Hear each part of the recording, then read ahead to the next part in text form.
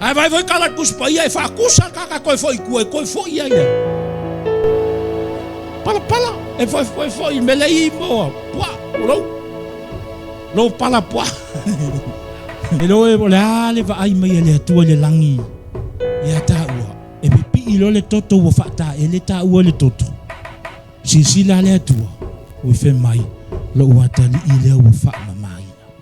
Amen. E ke ka ele nei se fasimoli oko. Fa longo ape e pipi lo kingo kulo upu fa makala fa fa ngofi nei me.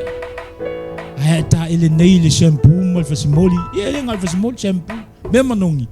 Ui ke fa longo ku Wai, okay.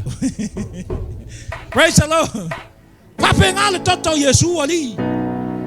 Palai le toto Iesu ya taua. Ui. O ka se manga ia.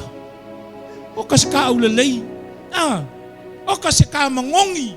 Oi o punga fa makala ka ua, ka mangongi ka ua lungo le kua. Pa fo mai le toto Iesu. Ai ale ka inga ngai ka ofu. Le palai le toto Iesu ya ke. Ui, e fa ula fa me le tu. Do se me ke lua ko me.